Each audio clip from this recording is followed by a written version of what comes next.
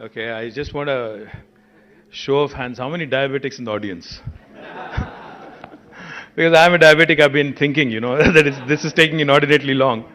Oh, you are? So we should get, seriously, I'm not kidding, but yeah, thank you. Akkada. Honorable Minister for Home, Shri Mohammad Mehmood Ali Garu. Honorable Director General of Police, Shri Mahendra Reddy Garu. Principal Secretary Industries, Jayesh Ranjan Garu. CP Cyberabad, Stephen Ravindra Garu. Gauranilu, Scient Chairman and Founder, Shri BVR Mohan Reddy Garu. Chevella Parliament Sabbilu, Gauranilu, Dr. Ranjit Reddy Garu. Gauranilu, Sthanika Shasan Sabbilu, Arikapudi Gandhi Garu. Honorable MLC, Shri Naveen Garu. Director of IIT, Shri Murthy Garu. Director of Triple IT, PJ Narayanan Garu. High SIA President, Manisha Sabu. Rajiv from Microsoft. Of course, Home Secretary, Shri Ravi Gupta Garu. ACB DG, Anjani Kumar Sinha Garu. CP Hyderabad, CV Anand Garu. Jitendra Garu. Rajkonda CP Garu. Mahesh Bhagwat Garu. Ade vidhanga, all the distinguished members in the audience from industry, from media, and of course, all the police officers who are gathered here. Firstly, I thank you. Thank you for your patience. Thank you for everything. Thank you for attending. Thank you for making this happen. Krishna, special thanks to you. I think you deserve a big round of applause along with Cyberabad CP. I think both of you, between the two of you, you've made this happen. My compliments, congratulations. I was just sharing a joke with Mohan Reddy Garu. Recently, we went through a by-election in our state, in Munugodu. Talking about cyber crime, talking about cyber security, etc. Cyber crime is not now confined to one sphere of life. Even in politics, it has come in. Voters are being lured by way of Google Pay and, sending money directly into the accounts of voters as well is happening. So, I think new age crimes need new age solutions. So, Election Commission of India may also need to be, engaged and involved, not just police and not just law enforcement, but also I think we need to start sensitizing Election Commission and others as well. But more importantly, I think, today, as DG pointed out, as Cyberabad CP pointed out, technology has become all permeating. It is permeating into all spheres of life. There's not a single sphere of life which is exempt. So, if you look around, we live in a very, very interesting world. Our country is about 140 crore people. The number of devices, I think, outnumber us. Today, I think each of us sitting in this room possibly has more than one phone, I'm guessing. One for public usage, one for private usage, etc., etc. Now, and we also live in an interesting world because the technology is evolving so much that your phone, you can talk to your phone. There was a possibility, at one point of time, say 10 years ago, if somebody was talking to his phone, people would look at him like a pagal. They'd say, why is he talking to a device? But now, you can talk to Siri, Siri talks back to you, Alexa talks to you, you talk back to Alexa, she tells you what the temperature is, she plays music for you. Even in the car, there is a lady guiding you where to go, how to go, where the traffic is, where to avoid, etc., etc. So we live in a very interconnected world where devices talk to each other. Your refrigerator talks to your washing machine, which can communicate to your car, which incidentally also communicates to you. Human is just one part of the larger piece of puzzle. So what's happened as a result is in this world of interconnected devices, in this world of Internet of Things, cybersecurity is a huge, huge challenge. Cybercrime is huge. It's all pervasive. Like technology is all pervasive, cybercrime is also equally pervasive. From IP theft to identity theft to embezzlement of money.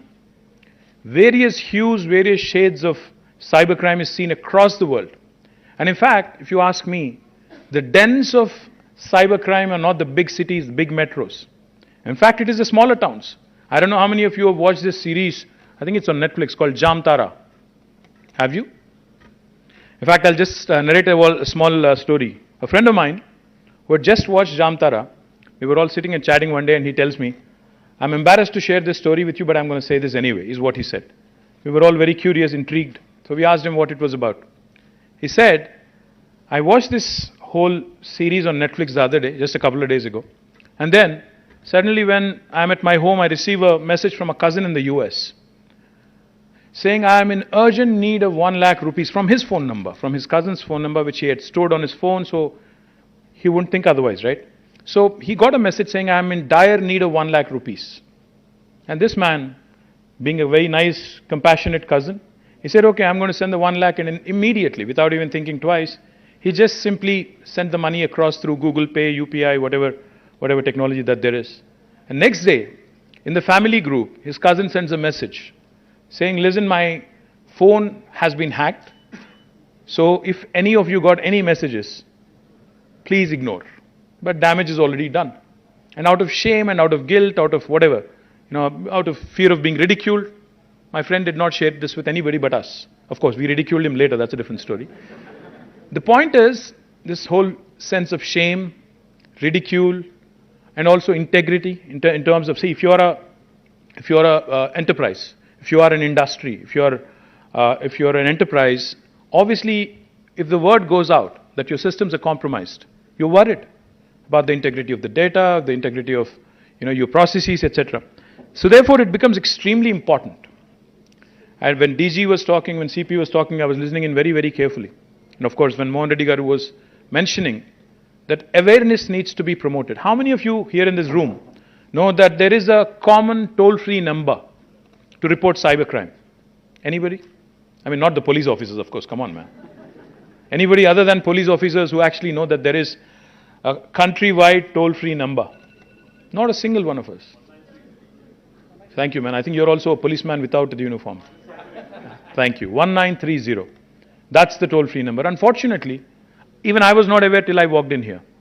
1930. In case there is a cybercrime, how effectively we use 100.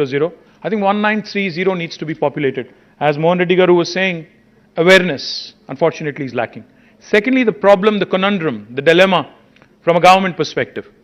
If we see increased reporting, if we see increased filing of FIRs, there is that lurking fear that the media will say the crime has increased in the city of Hyderabad, in the state of Telangana. But the fact is, if it is unreported, while the crime may have happened, if it is unreported, you're just living in denial. There is crime still happening. It's just that it is not reported. So the dilemma from a government perspective, from a lawmaker perspective is, do we then glorify the numbers? Do we then say that more reporting is happening? Is it a good thing, bad thing, etc.? But I think what's extremely important is that we build institutions that outlast individuals. See, all of us who are seated on this podium here, or those who are seated right in front of us, I think we are all ephemeral, we are all temporary. We're all going to give, a way to the future order. The fact is, unless we build institutions which will outlast us. See, for instance, Cyberabad Security Council was conceptualized by Mahendra Reddy Garu when he was Cyberabad Commissioner. And today, look at it. It's thriving, it's growing, and it is building COEs, it is adding new dimensions to governance. That's why we need to build institutions that outlast individuals. That's why we need governance models where processes become more important than people. Processes have to be more important. When I say process, I don't mean just a data flow chart or a flow chart. What I mean is a simple intervention. Our Telangana police has done an extremely appreciable job when it comes to drunk driving. Today, there is not a single soul in Hyderabad, not a single soul in the city who's not scared, about driving after they have taken a drink. Because इससे पहले क्या होता था? कहीं police रोकते थे, हम बोलते थे मालूम मैं कौन? अब नहीं बोल सकते. कहीं को नहीं बोल सकते? कैमरा लगा हुआ है. मालूम मैं कौन? वो भी आता टीवी पे. Simple intervention, very simple intervention, but that has become a process which is basically taken the individual discretion out of the equation. Now, these are the sort of interventions, these are the sort of simple inputs that make governance more and more credible. Those are the things. Body-worn cameras by police. How do they help? People are, as a normal person, as a normal citizen, people are not very happy when police call them. आप police station आके complaint लिखवाओ, डरते हैं. मैं सीधी बात बोल रहा हूँ, बुरा ना मानो पुलिस ऑफिसर्स कोई भी. लोग डरते हैं, आज भी स्टिग्मा है, आज भी डरते हैं, आज भी कोई खुशी खुशी पुलिस स्टेशन तो नहीं आता. Please correct me if I am wrong. या the point is what happens is the uniform, the power that comes with it, the responsibility that comes with it. Sometimes some people take it to their head. As a result, I'm not talking about IPS officers alone, I'm talking about general uniform wearing services. What happens as a result is citizen is looked at as a subject, an object, not as a human being who actually is in pain.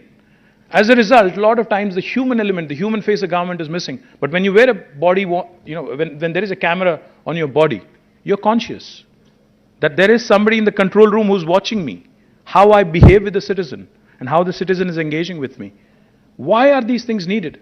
Because these are needed. The checks and balances in the system are absolutely needed to make sure that we deliver better governance. So my compliments again to DG, to the entire police force on effecting these very, very important, simple but important changes.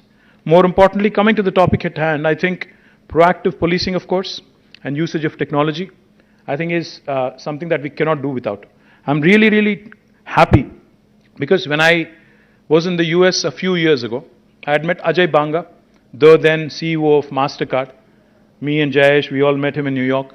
So Ajay told us, Ajay actually went to school in Hyderabad Public School. So Ajay told us, on a good day, the MasterCard server gets hit at least 30,000 times by hackers. On a good day. On a bad day, it could be as much as 500,000. So imagine the kind of threat we are living under right now. Each of our systems is supremely vulnerable. So what do we do? How do we do? Because as in more reliance on networks, as in more reliance on 5G services, 6G services, the proliferation of technology, this is going to be a huge challenge. So therefore, I compliment the CP of Cyberabad on this wonderful initiative because I think it's important that he brought all the stakeholders together, industry, academia. I met with the Dean of Nalsar. I also met with, of course, IIIT and IIT deans. And I'm really impressed with what I saw here. Of course, the number of policemen and women who have been trained as cyber warriors is limited. But I think what's more important is how quickly, as Mohan Reddy Garu said, we can do capacity building. And that can only happen with industry participating. If you join in this effort, I think we can augment our capacities, we can build our skills rather quickly. And I thank Mohan Reddy Garu for coming forward with contribution. And he said pro bono, he would do it. And I would urge all of the industry participants here and HICIA President to please take the lead to make this happen as well. Another thing I also wanted to point out, in fact, most of the victims of cybercrime actually are those who live in the cyber world, primarily the IT guys. Now, we have more than 800,000 employees in the IT sector working from Hyderabad. If you also add up a few more lakhs, who indirectly work in the IT space, I think you have more than 1 million people working out of Hyderabad alone. And I'm very confident if you actually reach out to them, Jayesh Garu, between Jayesh and DGP and the entire police force, we can actually, how we leverage village police officer system in villages, making citizen policing an integral part of policing. We can do something very similar here. We can actually have these employees in the IT sector work with us, help us, guide us, evolve, skill, upskill and reskill as we move along the path of evolution. My humble request to you, you've also mentioned that, your team had also mentioned that you're working with MSMEs, trying to assess their capabilities, vulnerabilities, etc. But please do it in tandem with Industries Department. Because we are having several facilitation councils. We have district industry officers. We can work with you. We can actually sensitize the entire MSME ecosystem, make them more robust, ensure that they build capabilities to thwart any cyber attacks on them. Let me also quickly compliment you on coming out with SOPs. I loved what I saw. When I said individuals need not be looked at, but institutions need to be built. I loved the fact that you've built SOPs. And I also loved the fact that you actually recognized and applauded your policemen and women who have actually written those SOPs. I think that deserves a big round of applause for the CP Cyberabad. What I also liked in the tour is the policy advocacy bit.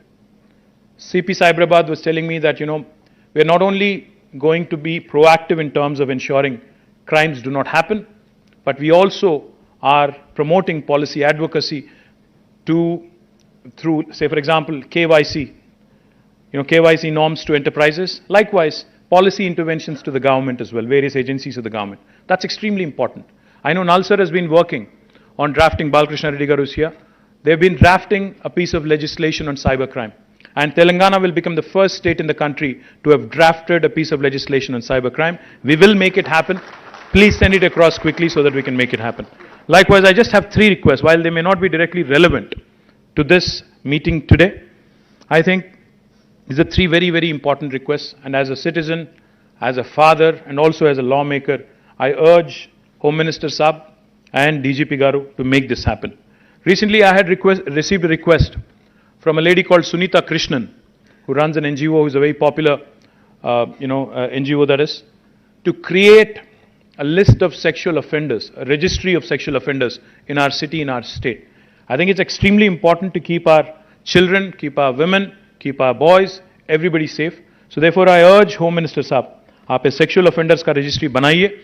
उनको एक बार वो registry में शामिल होने के बाद, उनको कहीं भी employment नहीं मिलना चाहिए, उनको कहीं भी आगे जाके कोई सुविधा ऐसा नहीं मिलना चाहिए गवर्नमेंट की तरफ से जिससे वो फायदा ले सके. तो मैं उम्मीद करता हूं सर कि आप और डीजीपी साहब सेक्सुअल ऑफेंडर रजिस्ट्री जल्द से जल्द ला लें. और दूसरी बात, I'm always fascinated with technology which has a positive societal impact. Couple of years ago, along with Scient, we had done a wonderful hackathon, like hackathon. We had run a drone event, and in which, in fact, 2 young women came forward and had demonstrated some brilliant capabilities.